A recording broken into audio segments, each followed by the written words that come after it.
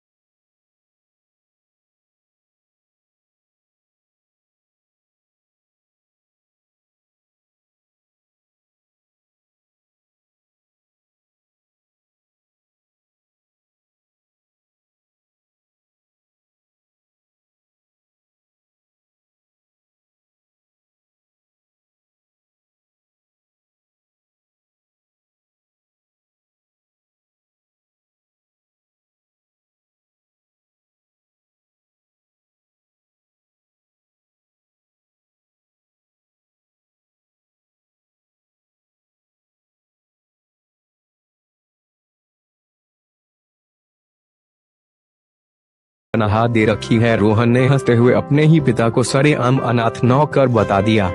रघुवीर जी के आंसू उस ठंडे पानी की बाल्टी में गिर रहे थे। उन्होंने अपनी पूरी जिंदगी की इज्जत आज अपने ही बेटे के जूतों के नीचे को चलते हुए देख ली थी। तभी रघुवीर जी का हाथ काम गया और पोछे की बाल्टी का थोड़ा सा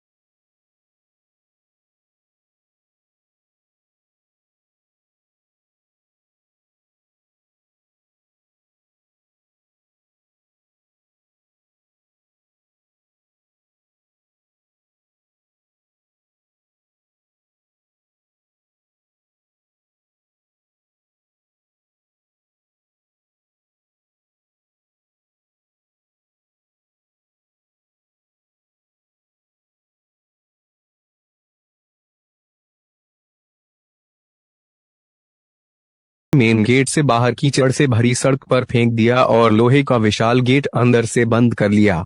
रघुवीर जी उस ठंडी सड़क पर कीचड़ में सनी हुई अपनी लकवाग्रस्त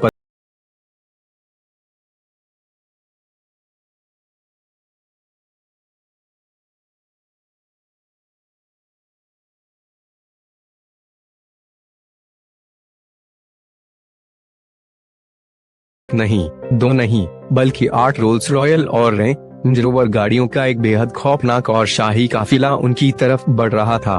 रोहन के घर के अंदर बैठे मेहमान खुशी से उछल पड़े।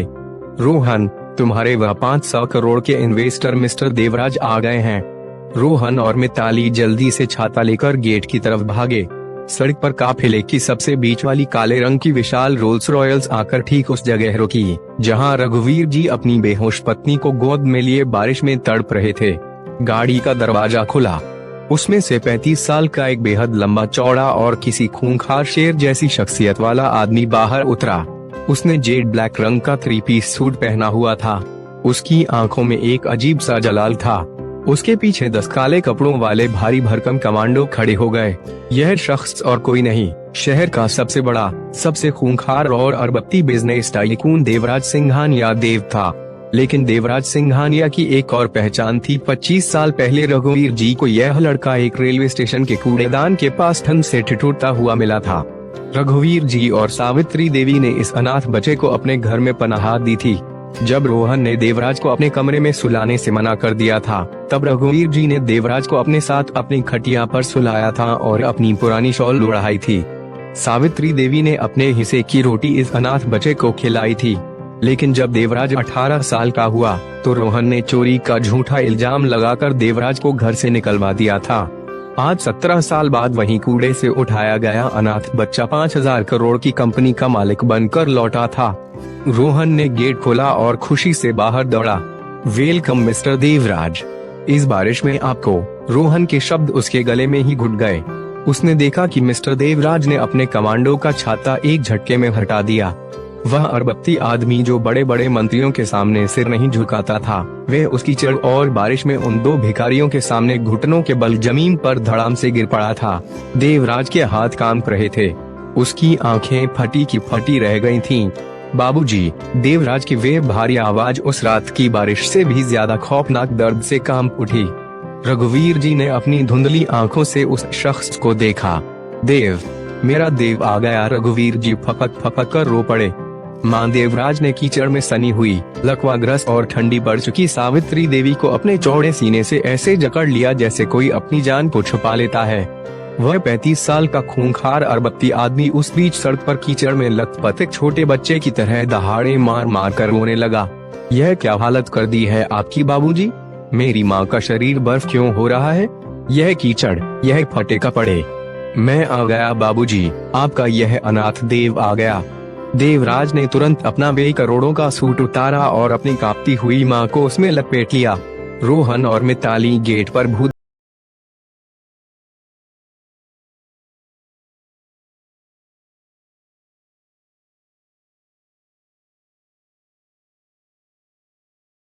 हेलीकॉप्टर एम्बुलेंस को अभी इसी सड़क पर लैंड करवाओ। देवराज एक खूंखार शेर की तरह दहाड़ा। माँ को शहर के बेस्ट हॉस्पिटल में शिफ्ट करो। अगर मेरी माँ की सांस रुकी तो मैं पूरे शहर में आग लगा दूंगा। कमांडोज ने तुरंत रघुवीर जी और सावित्री देवी को मर्सिडीज की गर्माहट में बैठा लिया। अब देवराज उसकी जड़ से धीरे धीरे खड़ा हुआ। उसके कपड़ों पर कीचड़ और उसकी माँ के खून के धब्बे थे, लेकिन उसकी आंखों में अब कोई आंसू नहीं था। वहाँ मौत का एक ऐसा खौफनाक और बर्फीला बवंडर था। रोहन और मिताली की रूह उनके जिस्म से बाहर आने को बेताब हो गई। उनके नशे और घमंड का नशा पलक झपकते ही कपूर हो चुका था। देवराज धीरे धीरे अपने भारी बूटों के खौफनाक खटखट के साथ चलकर रोहन के बिल्कुल सामने आकर खड़ा हो गया। देवराज की 6 फुट 2 इंच की लंबाई, उसका चौड़ा सीना और चेहरे पर मौत जैसा वह खौफनाक जलाल रोहन को किसी रेंगते हुए गंदे कीड़े जैसा महसूस करा रहा था। भिखारी, देवराज ने बहुत ही सर्द और जहरीली आवाज में रोहन के मुंह से निकले उस आखिरी शब्द को दोहराया। रोहन हकलाया, देव, तुम। इससे पहले कि रोहन एक और शब्द बोल पाता, देवराज का दायां हाथ हवा में उठा। उसने अपनी पूरी ताकत, अपने बरसों के दर्द और अपने बाबूजी के एक एक आंसू का हिसाब इकट्ठा किया और अपना लोहे जैसा भारी हाथ रोहन के गाल पर दे मारा। तमाचे की वह आवाज इतनी भयानक और गूंजने वाली थी कि लगा जैसे आसमान टूटकर रोहन के जबड़े पर गिर पड़ा हो। बारिश की बूंदें भी उस गूंज से जैसे हवा में कांप गईं। रोहन का 75 किलो का शरीर उस एक तमाचे की ताकत से हवा में गोल घूमा और सीधे उस बदबूदार कीचड़ में मुंह के बल जा गिरा। रोहन का जबड़ा अपनी जगह से खिसक गया था। उसके मुंह के 2 दांत टूटकर खून के साथ उस कीचड़ में गिर गए। रोहन तड़पते हुए जमीन पर लौटने लगा और उसके मुंह व नाक से खून का फवारा फूट पड़ा। रोहन मिताली पागलों की तरह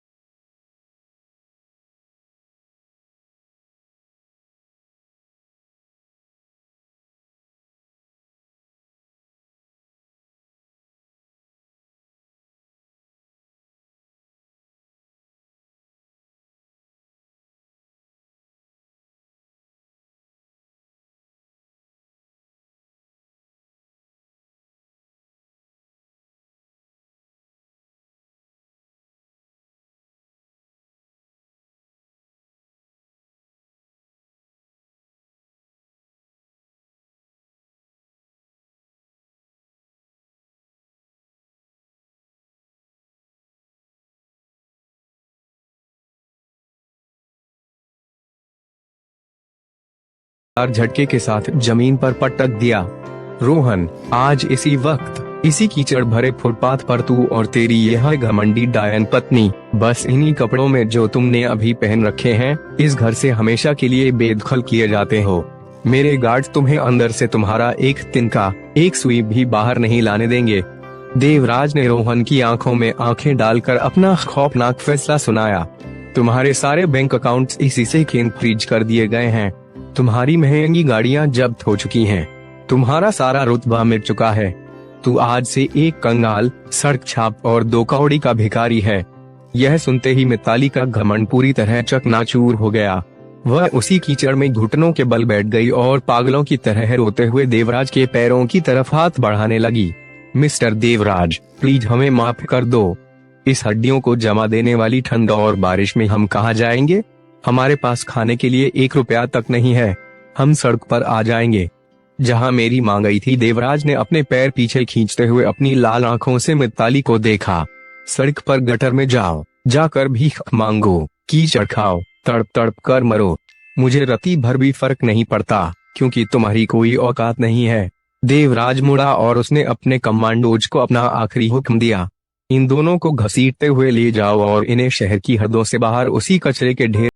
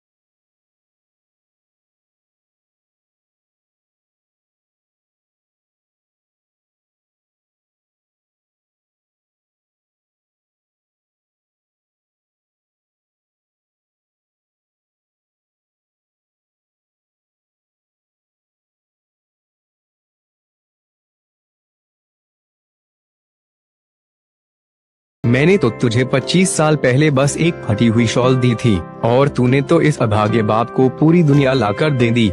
मेरा सगा खून पानी निकला और तूने साबित कर दिया कि असली खून वे है जो अपनों के दर्द में ढाल बनकर खड़ा हो जाए। सावित्री देवी ने कांपते हुए हाथों से देवराज का माथा चूम लिया। देवराज ने अपने आंसू पोंछे और मुस्कुराते हुए कहा, बाबूजी, दुनिया के सारे महल, सारी दौलत एक तरफ और आपके इन चरणों की धूल एक तरफ। जिस इंसान के पास माँ बाप का आशीर्वाद नहीं, वे अरबपति होकर भी दुनिया का सबसे बड़ा भिखारी है। मैं सिर्फ पैसा कमाने नहीं, बल्कि अपने भगवान को उनका सिंहासन वापस दिलाने आया था।